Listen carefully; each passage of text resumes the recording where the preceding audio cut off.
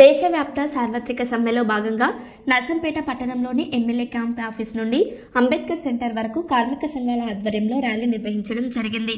ఈ సందర్భంగా కార్మిక సంఘం నాయకులు మాట్లాడుతూ దేశంలో కార్మికులకు నష్టం జరిగించే విధంగా కేంద్ర ప్రభుత్వం కార్మికులకు వ్యతిరేకమైన లేబర్ కోడ్లను తీసుకొచ్చి కార్మిక చట్టాలను సవరణ చేయడం సిగ్గుచేటని, వెంటనే మోడీ ప్రభుత్వం కార్మిక కోడ్లను రద్దు చేసి కార్మిక చట్టాలను అమలు చేయాలని, లేని పక్షంలో పెద్ద ఎత్తున దేశవ్యాప్త ఉద్యమాలు నిర్వహించడానికి కార్మిక సంఘాలు వెనుకాడవని నాయకులు హెచ్చరించారు.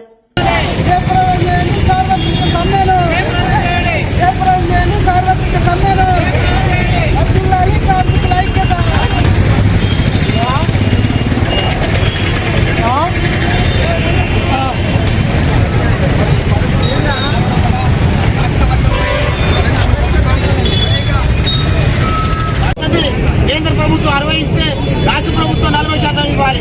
కానీ ఇవాళ కేంద్ర ప్రభుత్వం 60 కూడా తీసేసి మొత్తం మీ రాష్ట్ర ప్రభుత్వం ఇష్టం, మీకు అవసరం ఉంటే వాళ్ళని పెట్టుకోండి, లేకుంటే తీసేయండి అనేటువంటిది కూడా ఈరోజు కేంద్ర ప్రభుత్వం తీసుకెళ్తా ఉంది. కాబట్టి స్కీమ్ వర్కర్గా పనిచేసిన వాళ్ళు కూడా ఇలా ఉద్యోగ భద్రత లేనటువంటి పరిస్థితి ఉంది. వీటన్నిటికీ వ్యతిరేకంగా దేశవ్యాప్తంగా ఉన్నటువంటి కార్మికులు, ఉద్యోగులు ఐక్యమై ఈరోజు సమ్మె చేస్తూ ఉన్నారు.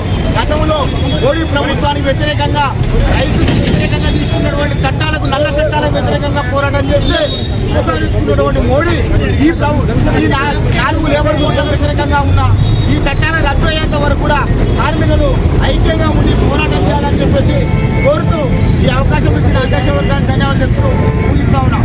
జై తెలంగాణ! వర్ధిల్లాలి కార్మికుల ఐక్యత! వర్ధిల్లాలి కార్మికుల ఐక్యత! రక్షించాలి ఉద్యోగ కార్మికుల పట్ల కేంద్ర ప్రభుత్వం ఉండి వైఖరి! ఉద్యోగ కార్మికుల పట్ల కేంద్ర ప్రభుత్వం ఉండి వైఖరి!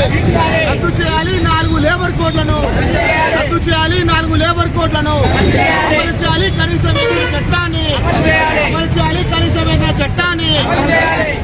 భాగంగా జరుగుతున్నటువంటి కార్యక్రమానికి అధ్యక్షత వహిస్తున్నటువంటి అధ్యక్ష వర్గానికి, ఈ కార్యక్రమానికి హాజరైనటువంటి వివిధ కార్మిక సంఘ నాయకులకు అందరికీ కూడా టీఆర్టీయూ వరంగల్ జిల్లా కమిటీ వైపు నుంచి నమస్కారాలు తెలియజేస్తూ, ఈరోజు ఎన్నో త్యాగాల ఫలితంగా కార్మిక వర్గం ఎంతో మంది అమరులు త్యాగం చేసినటువంటి ఫలితంగా సాధించుకున్నటువంటి కార్మిక చట్టాలను ఈరోజు ఈ భారతదేశంలో ఉన్నటువంటి బహుళ జాతి కంపెనీలకు, కార్పొరేట్ శక్తులకు ఉపయోగపడే విధంగా ఈ కార్మిక చట్టాల సవరణ అనేటువంటిది జరుగుతూ ఉన్నది. ప్రపంచంలో ఏ దేశంలో లేని విధంగా భారతదేశంలో కార్మికులకి రక్షణగా కార్మిక చట్టాలు అనేటువంటివి ఉన్నాయి.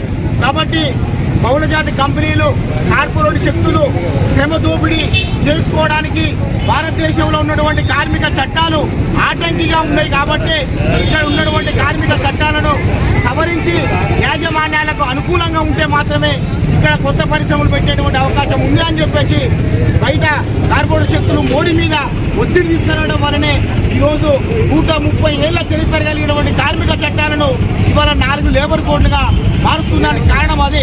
ఇవాళ ఆ కార్మిక చట్టాలు కనుక రద్దై 4 లేబర్ కోడ్లు అమల్లోకి వస్తే మనం మన హక్కు కోసం, మన రక్షణ కోసం, మన అందరి కోసం రక్షణగా ఉన్నటువంటి కార్మిక చట్టాలను ఇలా వాళ్ళకు దగ్గరగా చేసేటువంటి పని చేస్తూ ఉన్నారు. కార్మికులు కనీస వేతనం అమలు కావాలి, సంవత్సర కాలం పాటు పనిచేస్తే బోనస్ అమలు కావాలి, ఏదైనా అపాయం జరిగితే ఇన్సూరెన్స్ లాంటి చట్టాలు కావాలని చెప్పేసి అంటే వాటన్నిటి కూడా ఈరోజు తొలగిస్తూ ఉన్నారు. మన హక్కుల కోసం మనము 7 ఉంటే మన కార్మికులు 8 గంటల నుంచి 10 గంటలు 12 గంటల పని చేయాలని చెప్పేసి దేశంలో ఉన్నటువంటి వివిధ రాష్ట్ర ప్రభుత్వాలు కూడా ఈరోజు అమల్లోకి తీసుకొచ్చినాయి. ఇది కార్మిక వర్గానికి ఉదిబండగా మారినటువంటి ఈ లేబర్ కోడ్లు.